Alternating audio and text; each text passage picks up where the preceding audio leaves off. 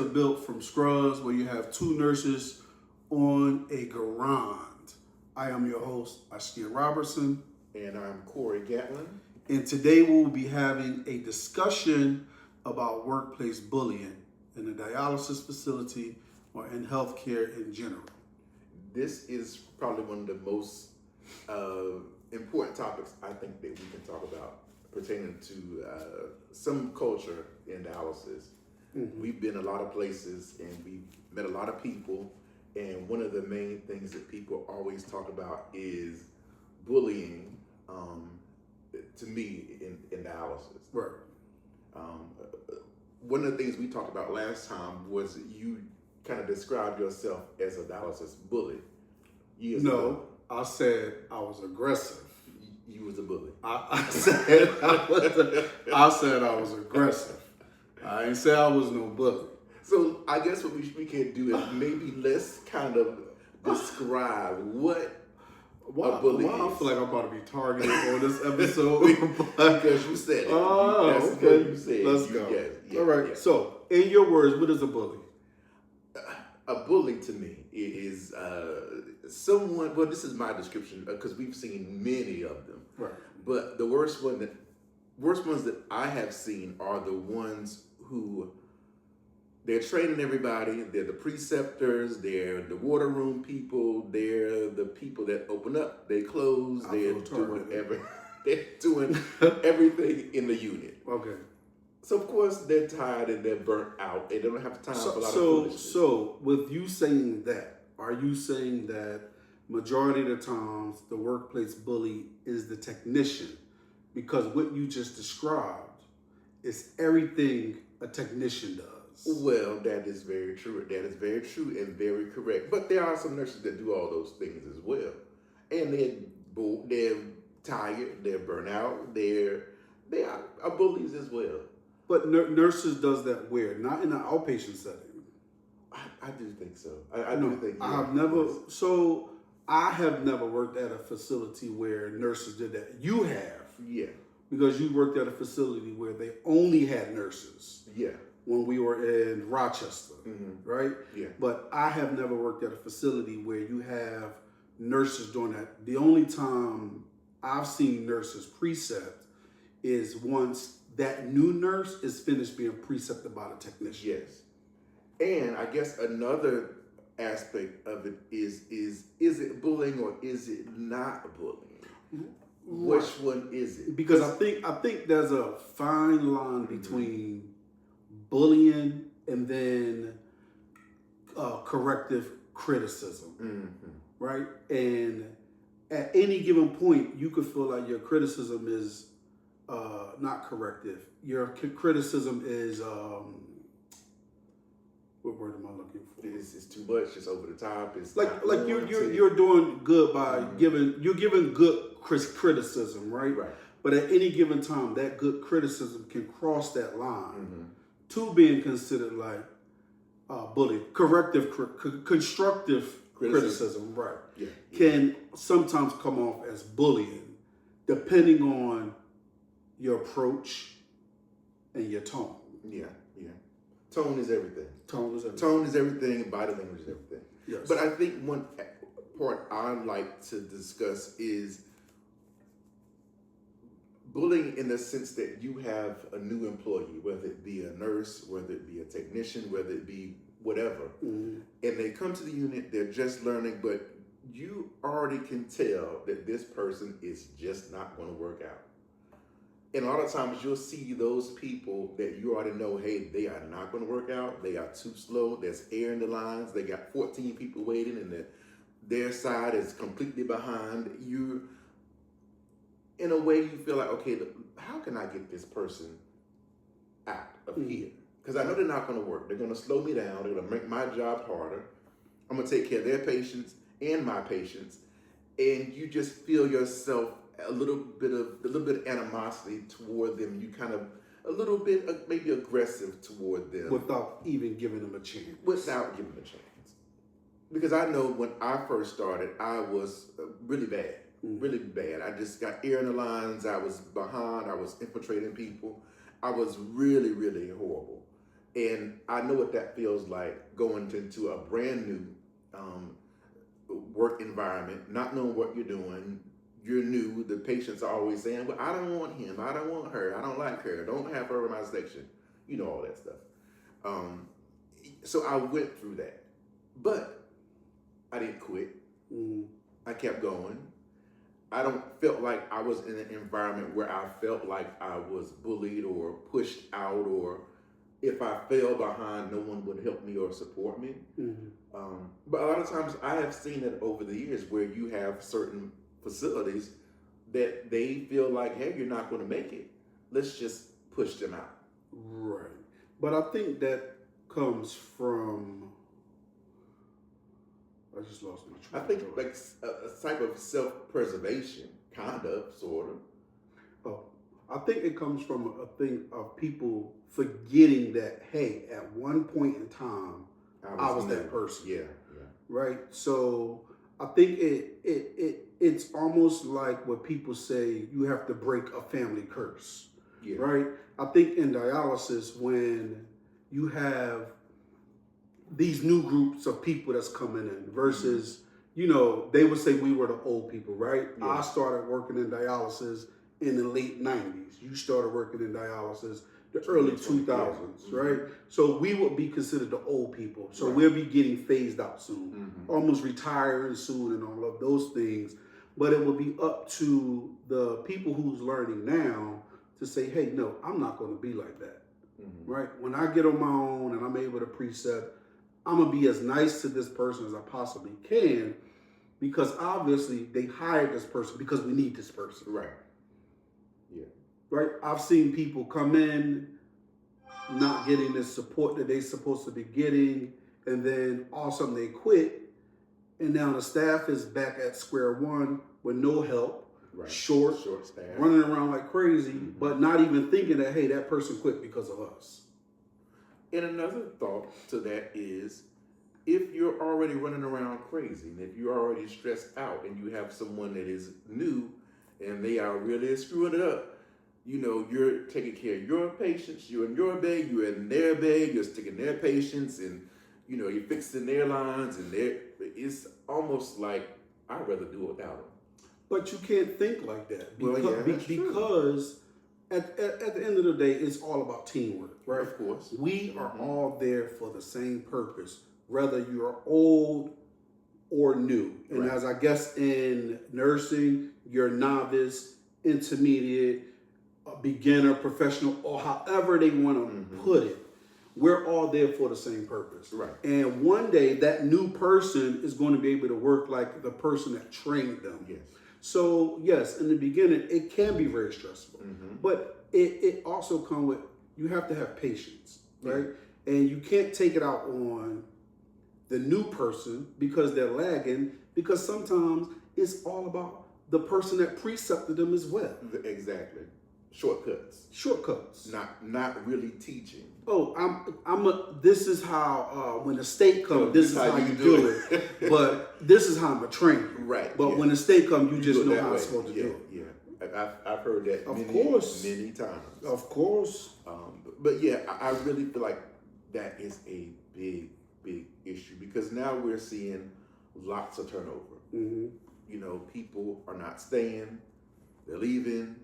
Then the patients are saying, oh, we got all these new people coming. I don't even know them. Why are they here? That, you got to hear that, so that is a topic that I feel like needs to be addressed, and it's important, and kind of get into the root of it. Right. I know when I first started, people were like, oh, this is the nature of the beast. Dialysis is just rough. It's just, everywhere you go, people say, oh, you got dialysis patients. Oh my God, they're horrible.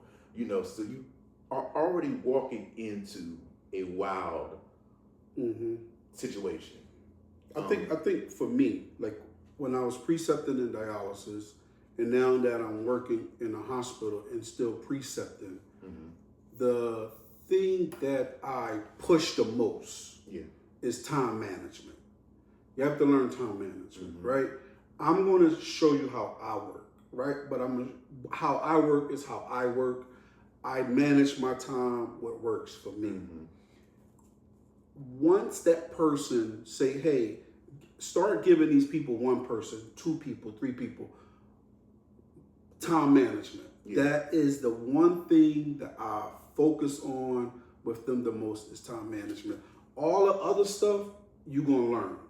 It's gonna come. So you feel like the part of that whole culture of what they say is bullying, part of that responsibility is on the preceptors. Of course. Teaching the nurses and the technicians exactly what you need to do, when you need to do it, how you need to do it. And then teaching people, hey, you're not going to do it like me all the time. Yep. Find your own group.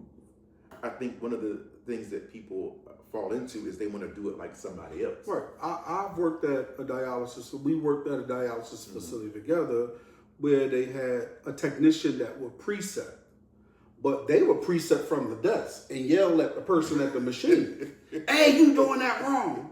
Instead of getting up, showing them what they're doing, yeah. Versus somebody being hands-on with the person that precepted. And in my opinion, that person was a bully. Yes. Yeah. A real bully. A real bully. I've seen that person make people cry because yelling at them in front of the patients, yelling at them in front of other staff members.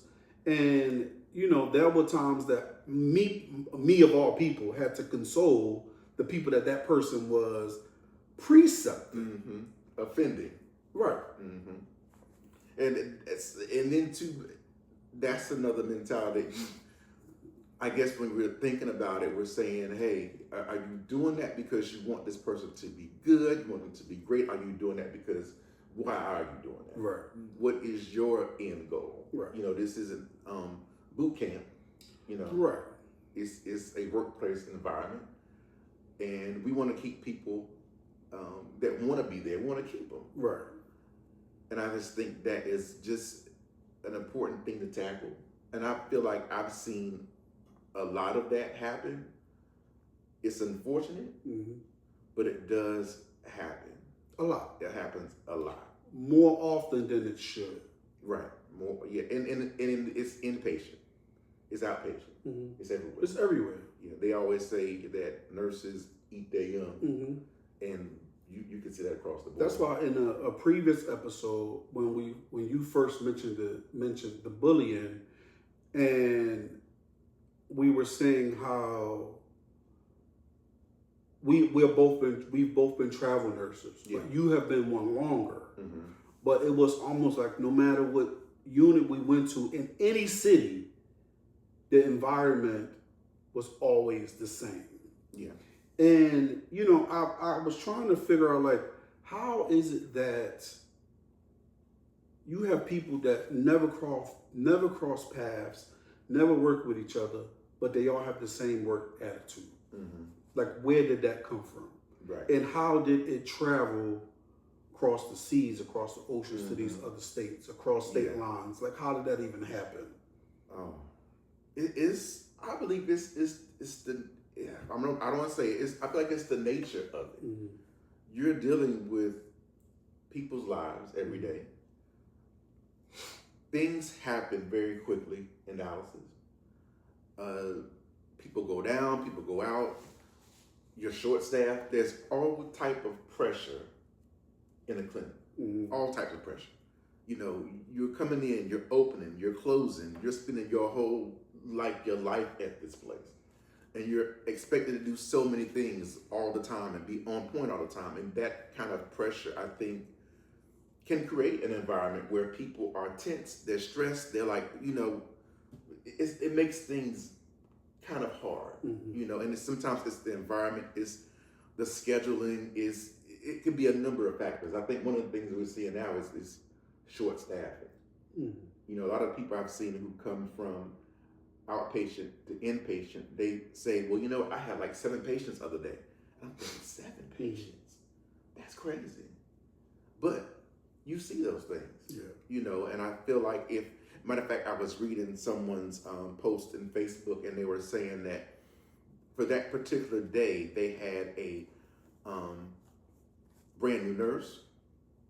She was in charge of, I think, 14 or 13 stations, brand new technician, and then the technician that was seasoned But or that's a had recipe experience. for disaster. It really is a recipe for disaster. It's a recipe for disaster. And you could read the stress that person was going through, having that one technician. Yes, yeah. And no doubt that technician is telling the nurse, "Hey, do that, do this. This is what you're supposed to do." It creates an environment where when you have bullying in the healthcare setting in general, right? Mm-hmm. How much of that responsibility falls off of the manager? Oh, well, I believe the manager sets the tone. Mm-hmm.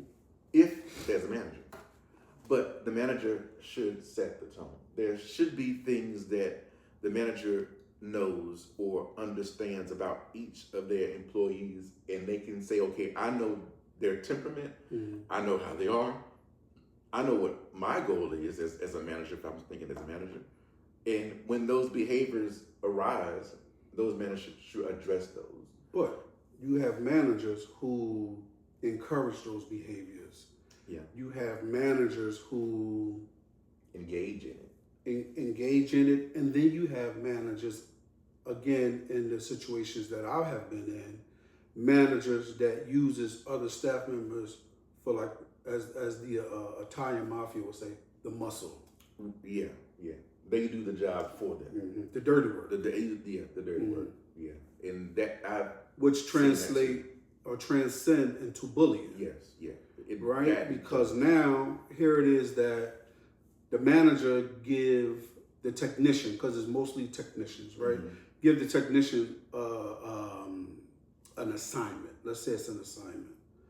But that assignment is something that management should be telling staff, not no other technician. Right. So now you have a technician giving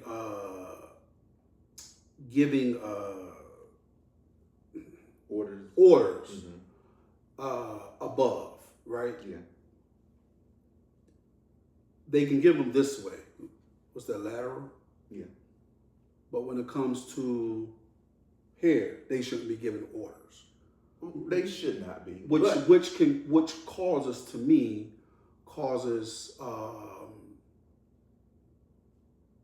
division between technicians and nurses. Well, at the same token, I have worked with technicians who I'd rather work with them than a nurse any day. Yeah. They have more experience than most nurses. They've been doing it for a long time. And I would say, look, please give me this technician and send the nurse home, because I trust the technician's decision. I've seen their work. They understand how things happen quickly. They are looking at things before they even happen. And so, yeah, that may cause a little friction. But if that technician is thoughtful and they know what they're doing and they have that knowledge, please, by all means, tell everybody what to do. I don't care. Just get it done. Be safe. But again, that goes back to, the situation. What's funny? Because you said you'd rather work with a technician, which is fine. Yes. But then you said, I don't care if they tell everybody what to do. That's, to me, encouraging bullying. Well, that's encouraging getting home. I tell people every day, when I walk into these doors, just let me go home. I don't care who does what.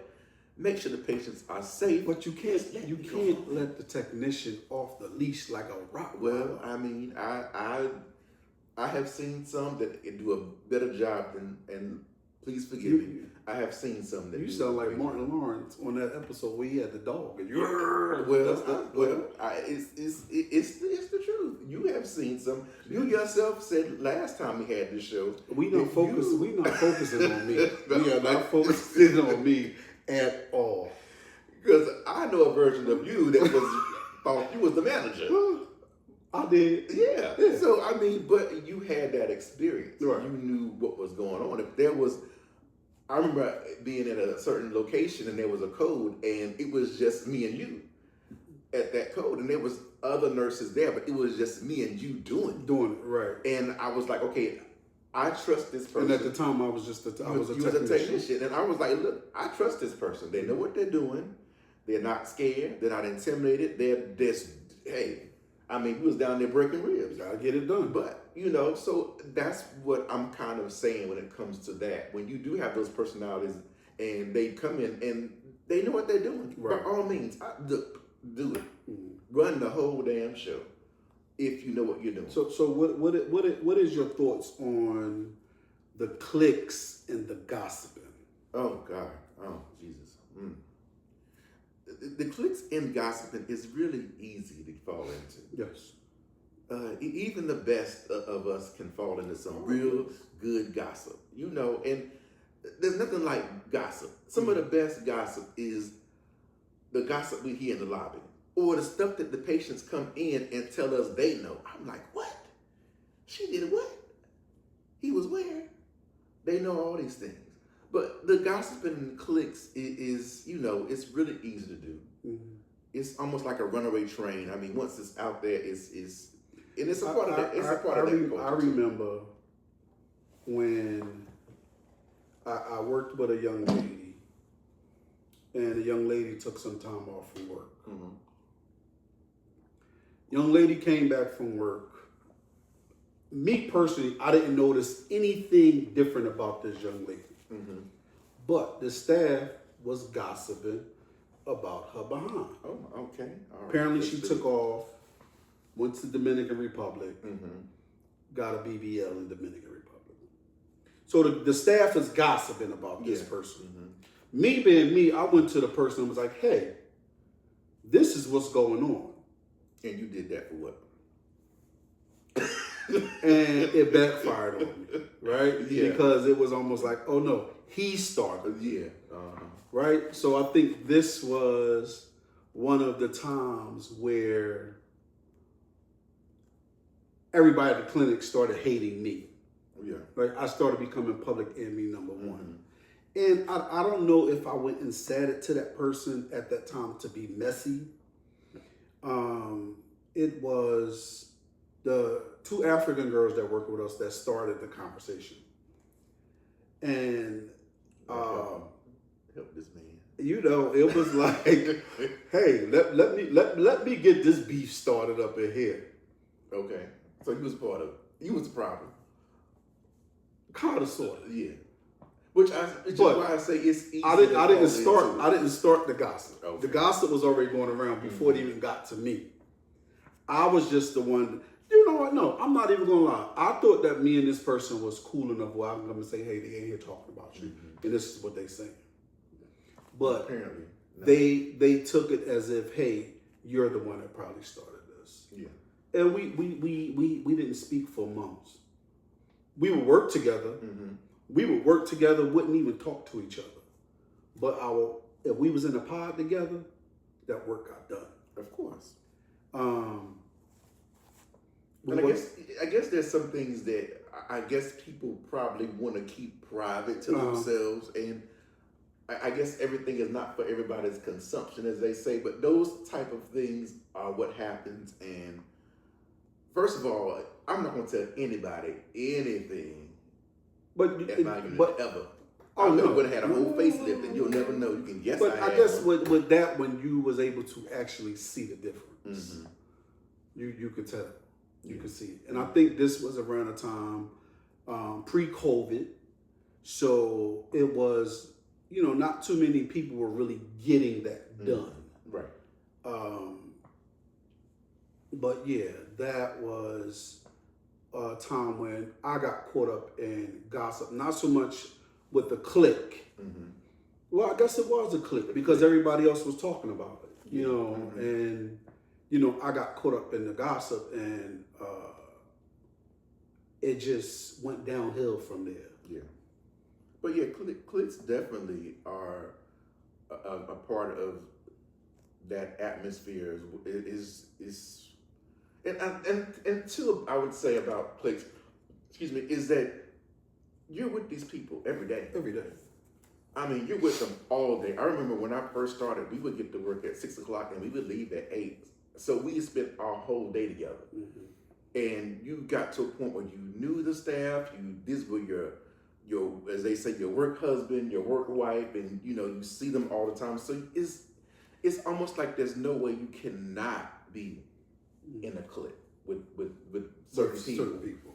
Especially if those people are always there, when you need them, they support you. I remember when I first started, I was, trying to go to nursing school, didn't have no money. So of course, the only time I ate really good food sometimes was if one of my friends from Dialysis brought something for me. So of course, you make those bonds, but Right. the thing you have to be careful about is those bonds creating cliques. And the thing of so one of the facilities I worked at, you worked there too.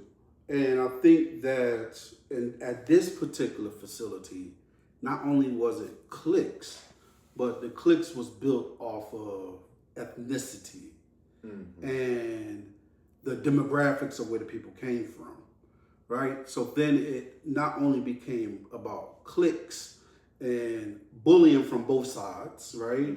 But then it became a thing of racism. Right. And that is a very, very, very, very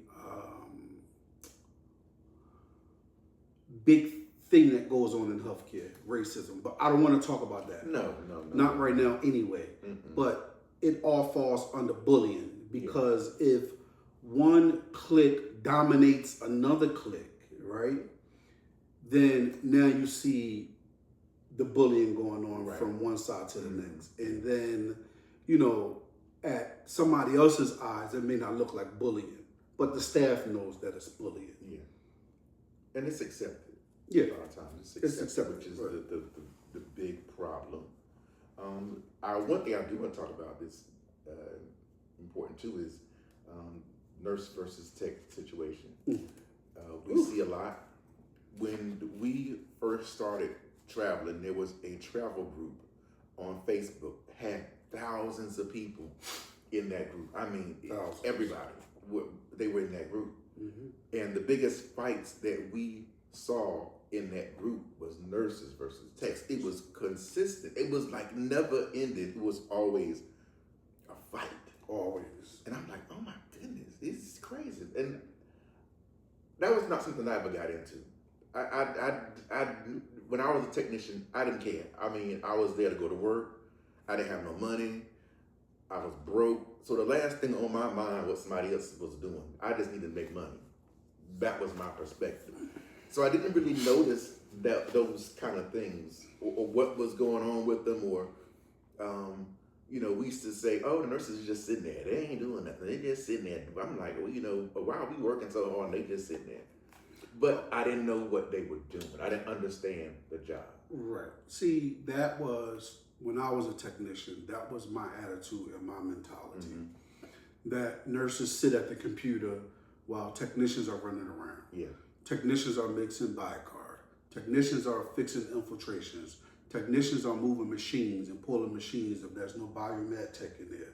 The nurses is calling technicians for this. This. And it becomes this thing where, sometimes when you watch a cartoon or movie and all of these things are coming to you and then a person's mind is just so much stuff going on, right? That's what it almost feels like. But then, which causes technicians to bully nurses. They do bully nurses. They intimidate nurses because they feel like nurses don't know as much as them, which in some cases are true. They don't. They withhold information from nurses sometimes, and nurses can't perform the job like they're supposed to, and then if something was to happen, it falls on the nurse. Yeah. They'll say, oh, the technician didn't tell me, and they come back and say, oh, no, you're the nurse. You're supposed to go. That's your patient. But until I became a nurse and saw what the nurses were doing at the computer, is when I realized that you're not just sitting at a computer. It's a whole lot you got to deal with. And on top of that, you're responsible for, in outpatient dialysis, you can be responsible for up to 16 patients? Yeah.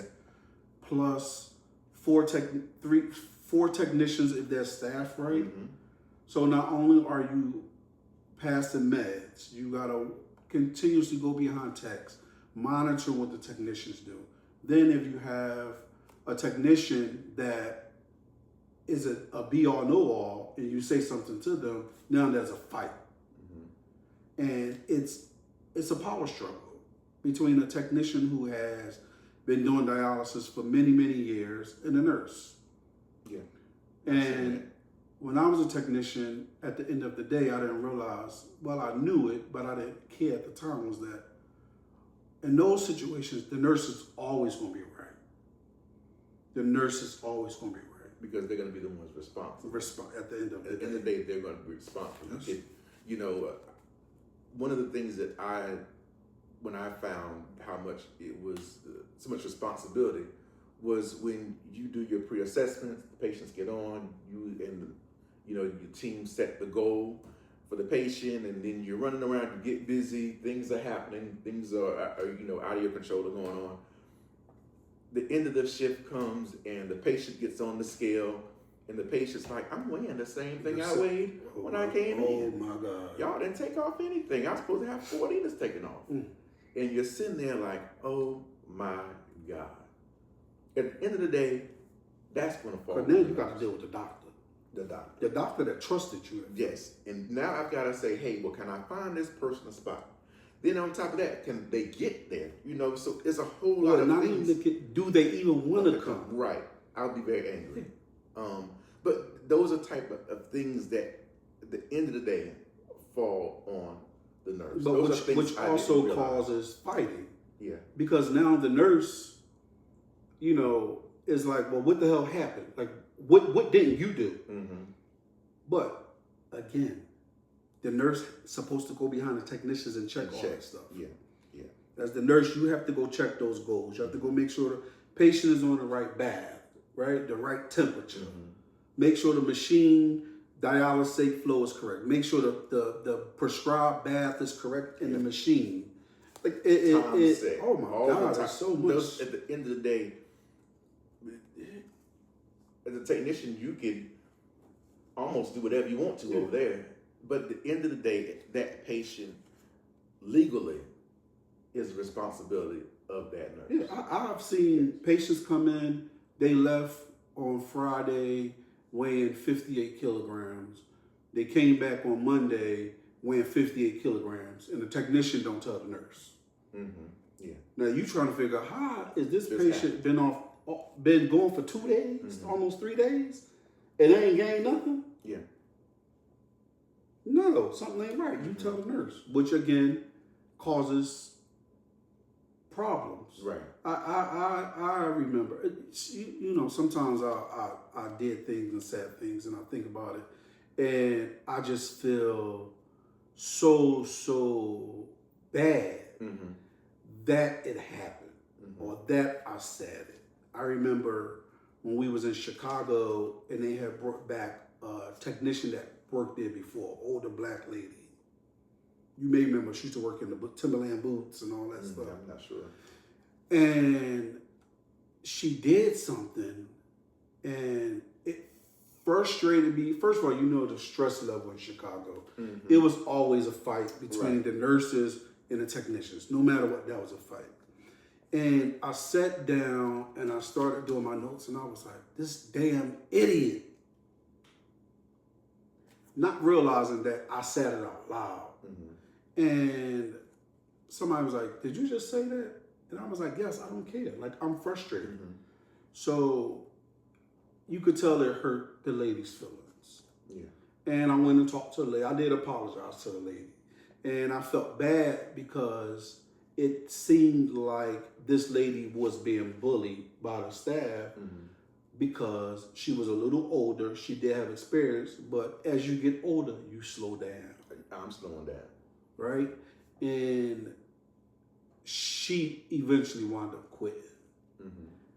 But before she quit, she and I, used to talk all the time about her feeling how she felt about the bullying. And I felt like me calling her idiot at that time contributed to that. Right.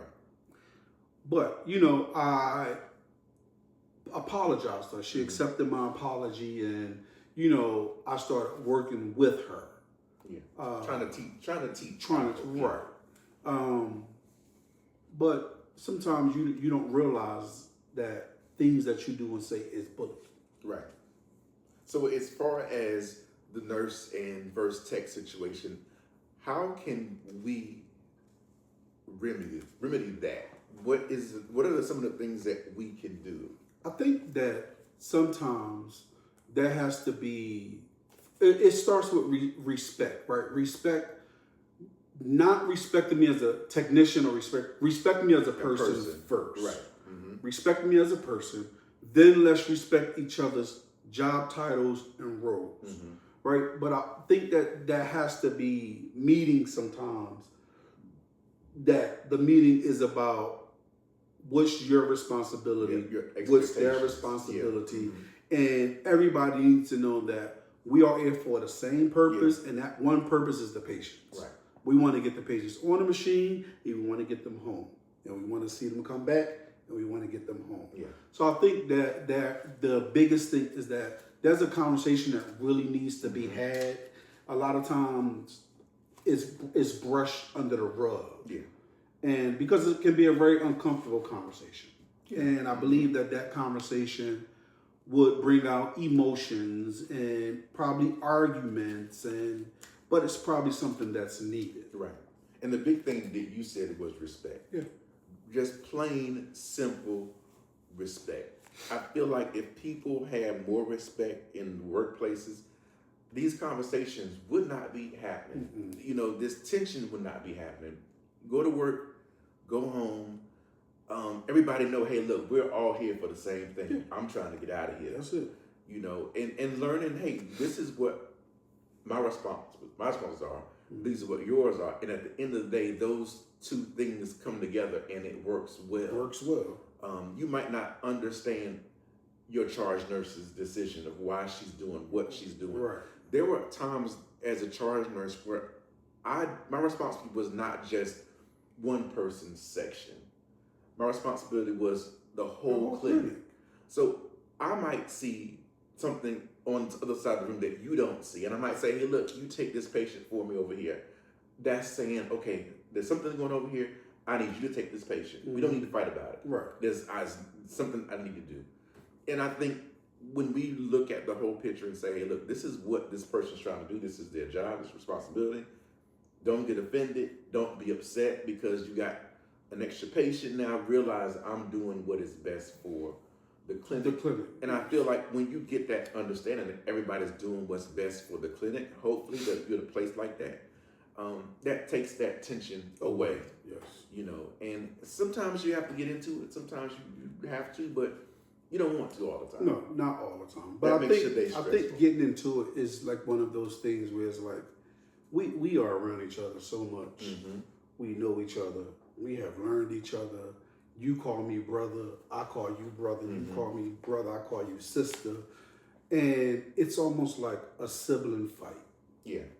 Right? A sibling disagreement, which is okay. Yeah. Because if you guys really like each other and you guys are really work friends like you say you are, y'all can have those disagreements and then pull each other to the side and talk about it and then laugh about it. Yeah. Because one thing I've learned is I don't get offended. You know, I'm like, look, say what we got to say to each other. We have a disagreement. There's something happening over here. What Monica say?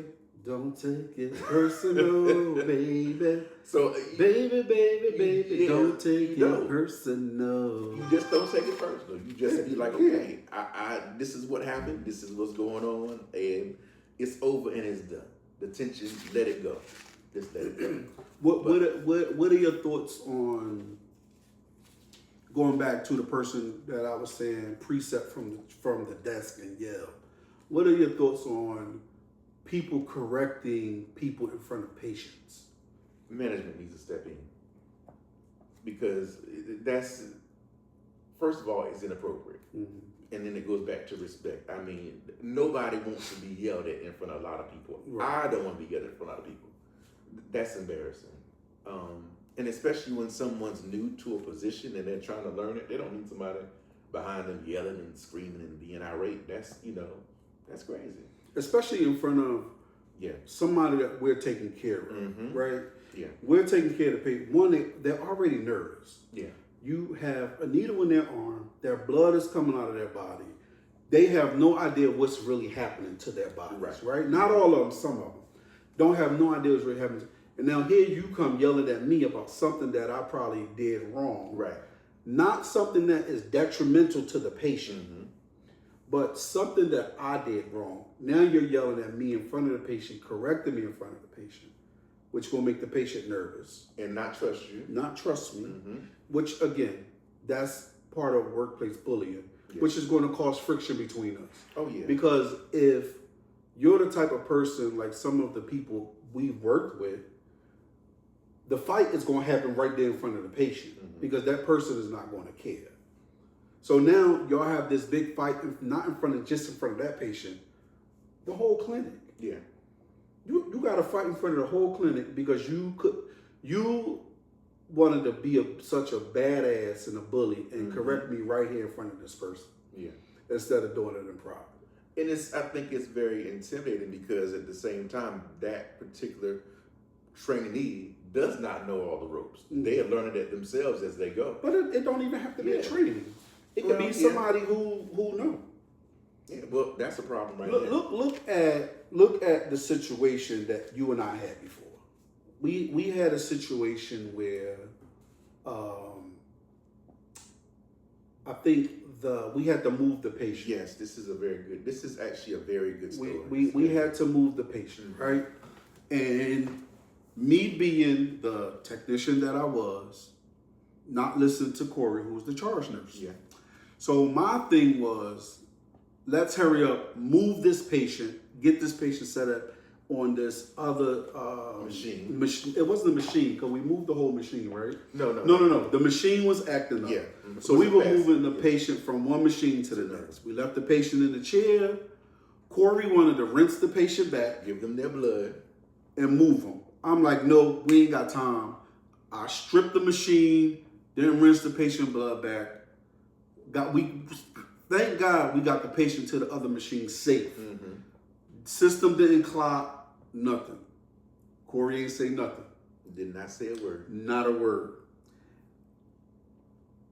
I think that night, or like a week or so later, we were walking, and I don't know what we was having a disagreement about, but he brought that situation up, but he brought it up as a dig. No, let's go back. Let's go back. No, it was not no dig. It goes back to I was trying to explain to him. I said, well, that might have been a quick version that you thought was good, a quick fix.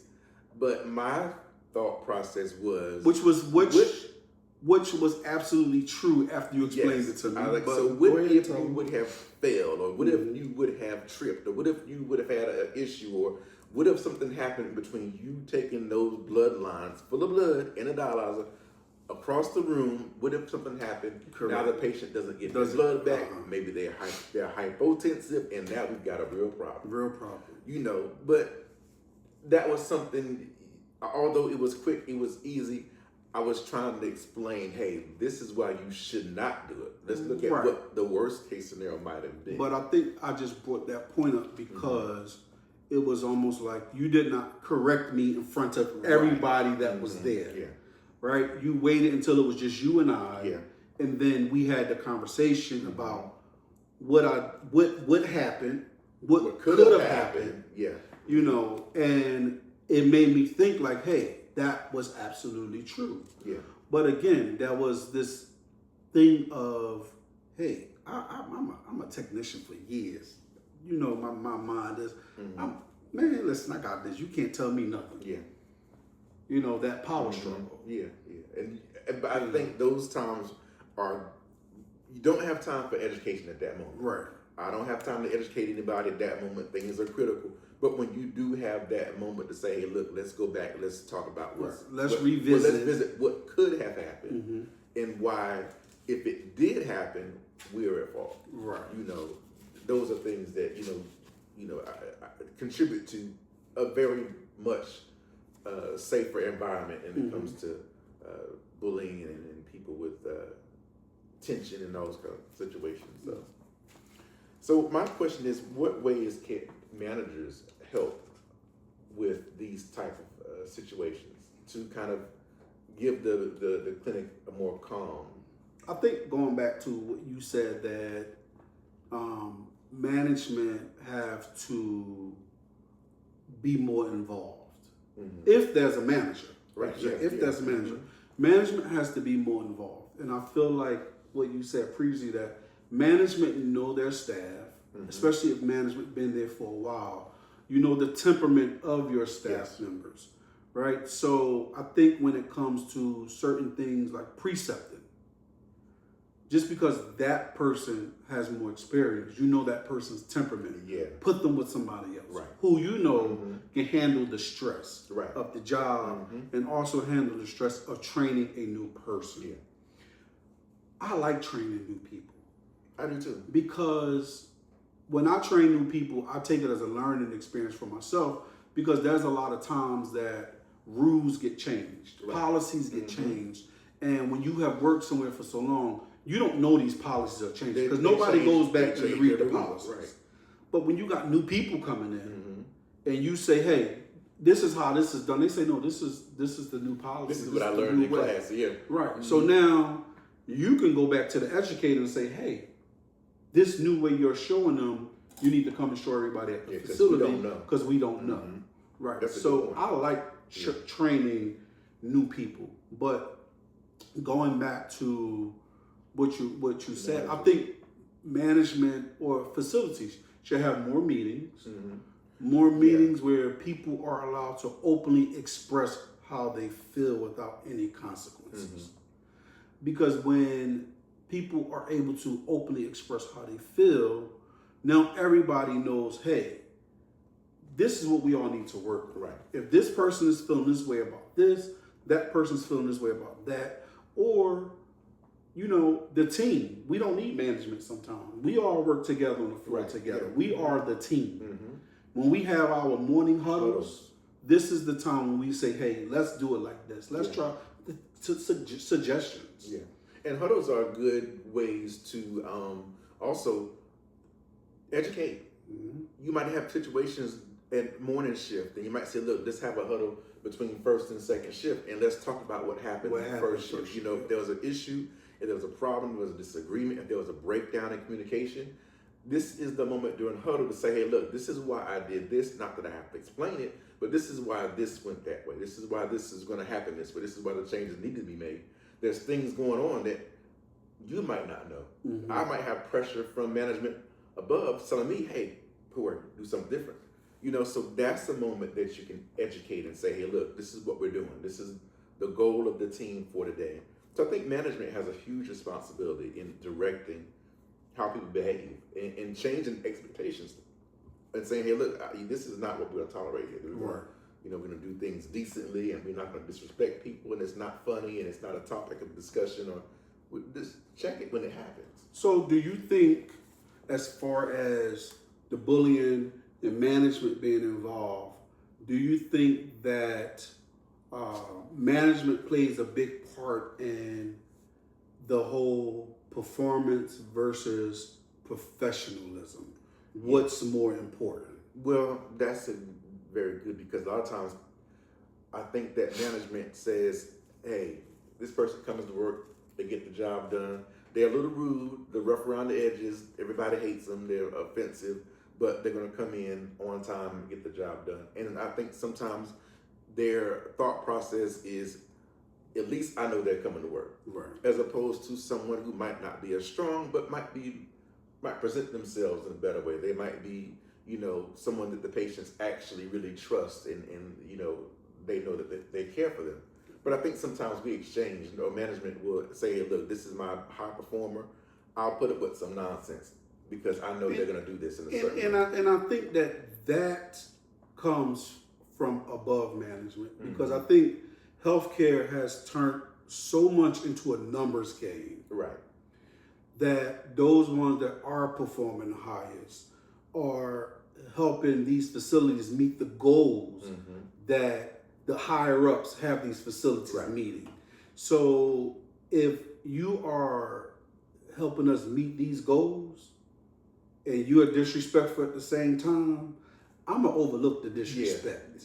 And you see And it a shouldn't lot. be like It should that. not be that It way, shouldn't but be you see that it a way. lot. You see a lot of people, they'll say, look, you know what? Yeah, she's rude, or yeah, he's got a foul mouth and he can't keep his temperature. He's always blowing up. But every month, all his patients' Yes. KT over V's are greater than 1.4, Yeah. and he gets the fluid off the patients, and the albumins are good, and this is that and the other. So it's ignored. Yeah, and those are moments again where you, hey, teach. Say, these are my expectations. I know you're doing a great job. I know that you get the job done, but your mouth is horrible. Your attitude sucks. Somebody came in last week to fight you. Things of that. I've had people where you have really good people that work, but the staff, not the staff, but the patients. Well, patients and staff can't stand them. Okay. We've had situations where people's mouth is so reckless that granddaughters have shown up to fight. Yes. So it gets to a point where, yes, they might be your high performers, but sometimes not anytime you accept bad behavior. So let's shift bullying for a minute. Let's do it. And let's talk about patients bullying staff. Yeah. So I have seen patients can be very intimidating. They can. And I have seen patients, oh my God, cuss staff out because the patient was late to dialysis because of transportation. Yeah. And now that they're late because of transportation, they think the staff is supposed to hurry up, not realizing like, hey, you're late, but I still have other patients that I need to take care of. And they take off on the staff. You got some staff that ain't gonna deal with that. Yeah. They're gonna take off back. But for the most part, you have staff who don't know how to deal with that. And then when you go and get management or social worker, they also afraid of the patient. Right. What is that all about? Learning to communicate is 101. Someone can curse you out. A patient can curse you out, and that's okay. But you, at the same time, you be respectful and you stand your ground. Let them know, hey, I'm not doing that with you. And then when it's all over and it's said and done, hey, we're fine. We had a disagreement. You have something on your mind. Your life is going a certain way. Possibly mine is not going the way I want it to go as well. We both having a bad day. Chalk it up to that and be done with it. But a lot of times people don't have that level of maturity. I think that sometimes with the population that we serve, there's all types of things going on in their life, things that we don't know that are going on in their life. And they're coming there and they're bringing some of that hostility and some of that disappointment, discouragement, financial issues. They're bringing that to the clinic. And sometimes you have to recognize there's a whole bunch of other things going on other than you getting them there to that chair on time. It might not be about that, really. But kind of understand that there are things going on that we don't know. Right. And just kind of, hey, look, you're having a bad day. I get it. Don't take offense to everything. Don't get offended. Sometimes you have to talk back to them. It's okay. But talk back in a professional way, But there are particular individuals who love the bully staff, especially new staff. Oh my God, I've seen new staff just walk away crying. But that again will go back to the people in the clinic. You stand up for that person. Hey, I like you, Mr. So-and-so, but you can't talk to her like that. That ain't cool, Which a lot of staff members don't do. They think it's funny.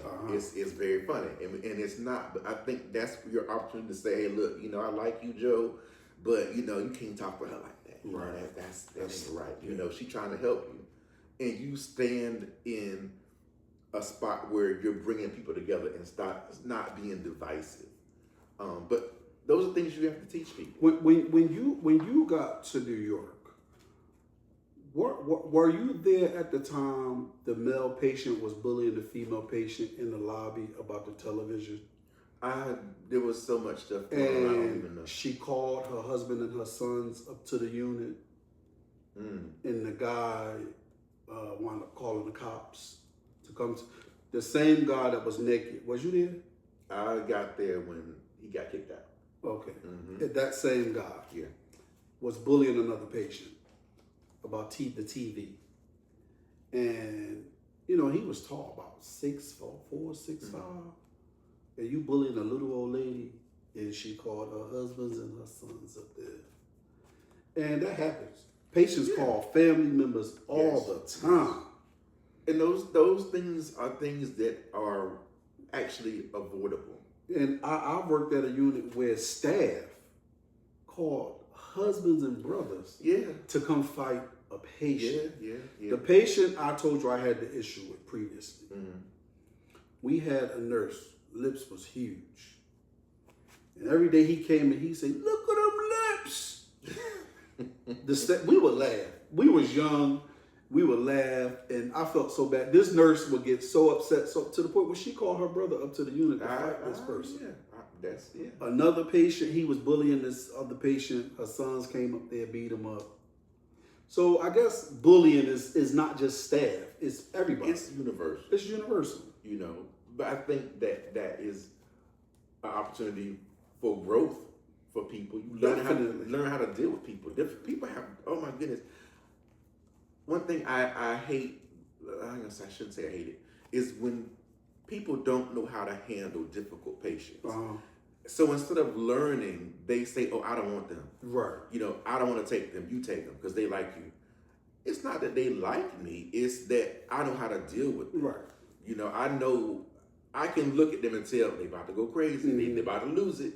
And I can kind of say, "Hey, look, I can see you kind of teetering a little bit. Let me just kind of bring it down a little bit.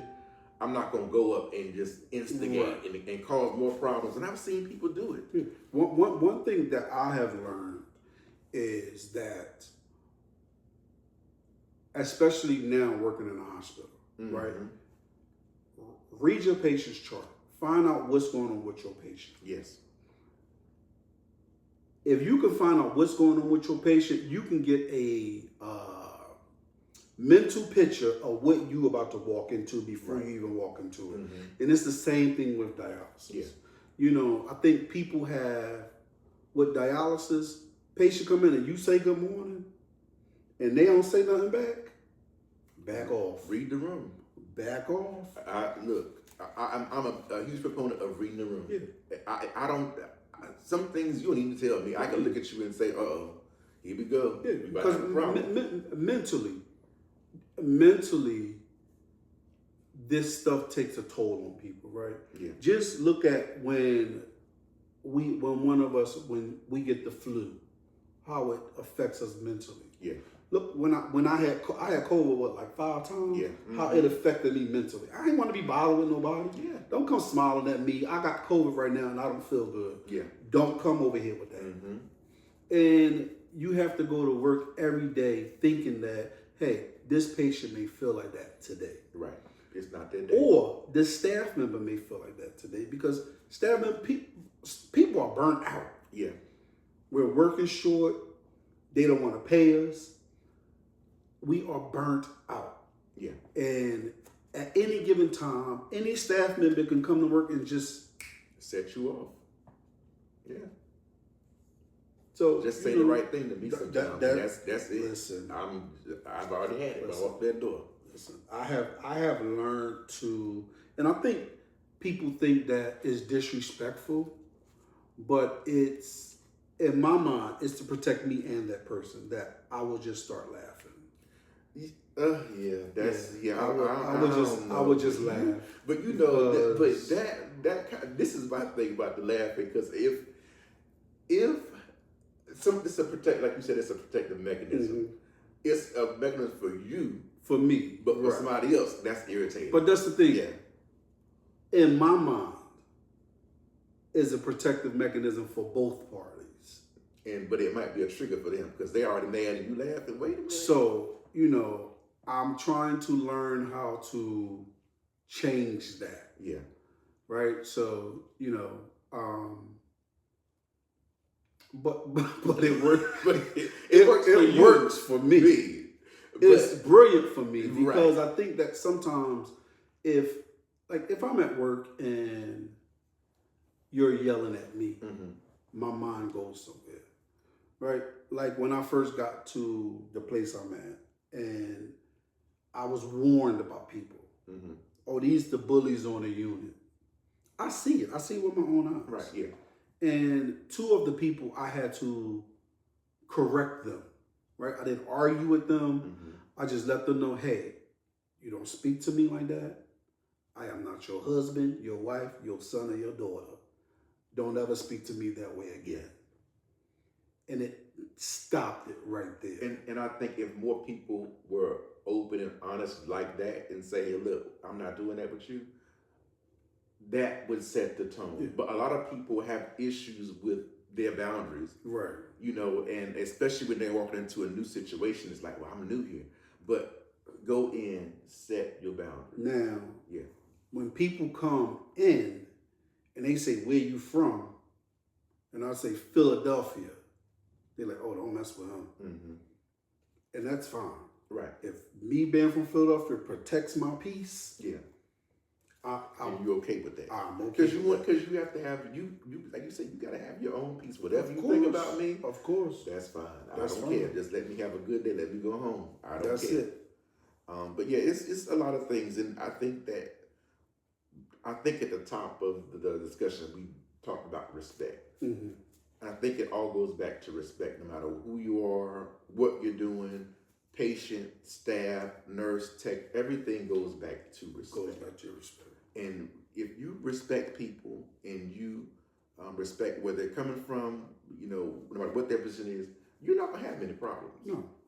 You know, but if you're a disrespectful person and you have no guard on your mouth or your attitude, and when you walk into a room, everybody gets tense, you know, you're gonna have an issue. Mm-hmm. But everything goes back to respect. And I think that if that is taught, if that is learned to be given, to be expected, we would have less of these issues in a lot of facilities, in a lot of clinics. So, in closing, how do you think that people can kind of deal with or approach a workplace bully without them coming off as if, hey, I want conflict, but I just want to fix it so we don't have conflict? Well, like you said earlier, one of the things, if there's an issue, you don't have to take it to the floor right there. Mm-hmm. End of the day, hey, look, you know, the day is over and I need to talk to you about how you approach me. 9 times out of 10, if you waited to the end of the day, both of y'all are going to pretty much have calmed down. Mm-hmm.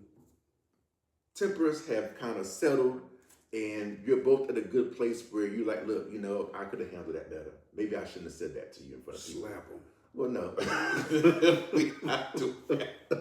But wait, there's a time and a place for everything. I mean, I know sometimes it's hard to do, and it's easy to say, but hey, at the end of the day, especially if you know how you are as a person, wait till the end of the day. Hey, pull them aside, or wait till, you know, smoke cleared and you're like, okay, let's talk about it. You were disrespectful today. And hey, I'd rather you not do that. That's, you know, and just tell people exactly what your boundaries. Yeah, these are my boundaries. These are my expectations from you.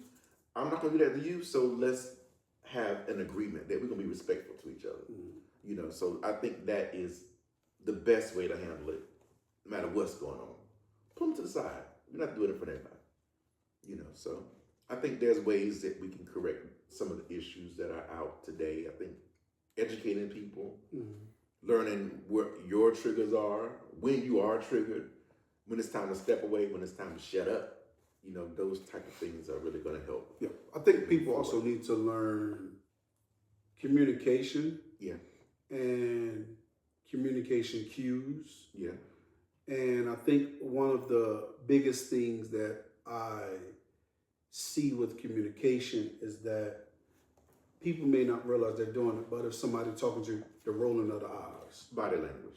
Oh my God. Mm-hmm. Body language is a big thing. So I think that's 2 things to me: communication boundary that people need to work on when dealing with those kind of situations. And if people tell you, hey, look, I don't want to talk about this right now. This is not a good time for me. Give them that space. Mm-hmm. You don't have to chase them down. I've seen some of the worst things happen because you want to have a conversation and that person has decided that there's no conversation to be had. Right. Sometimes it's best to let that go. Don't chase somebody down and get beat up and y'all in the fight, y'all tussling. You know, let go, let God. Yeah, let it go. Let it go. You know, so learn some of these things. You want to have a peaceful day. I always tell people, just let me go home. That's it. Let me go home. That's it. You know, so, but I hope we had a great discussion. I feel like we covered a good amount of things today. This was a great discussion. Yeah. And there's probably more that some of you all could think about and could bring to the conversation. I think that we all have had situations where we could have handled things better, or, you know, we could have done things to not provoke someone or provoke a situation. So I think these are things that we need to address. I think we all can grow and learn from each other. Yeah, most definitely. So if you guys like this conversation, if you guys like this topic, if you guys would like to share a story with us, we have something called Scrub Stories, and you can submit your Scrub Stories to builtfromscrubspodcast@gmail.com. In the subject line, put Scrub Stories, and we will read your story on the podcast for you and let you get rid of that frustration or anger or whatever it is. We'll do it for you. Yeah, and also we're going to do in the future Go Tell It Tuesdays, and these are things that you want to talk about, things that happened in your clinic that was funny, things that happened, you know, just in a regular day that you feel like, hey, this is something funny. I just want to discuss something. I want to get it off my chest as well. You know, you can also email that in as well to the website builtfromscrubspodcast@gmail.com. And if you like the episode, please subscribe to all of our social medias, which is YouTube, TikTok, Facebook, Twitter or X, and Instagram at Built From Scrubs Podcast. Thanks for watching. Have a good day. All right.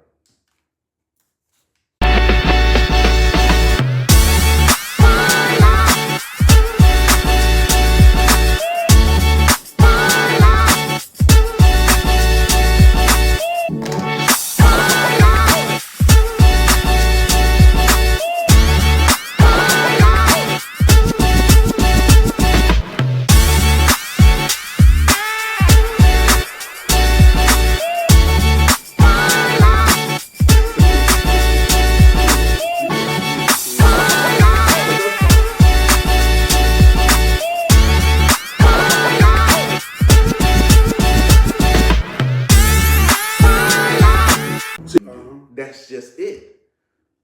Do not get into your feelings about that. No. Accept it. It's almost like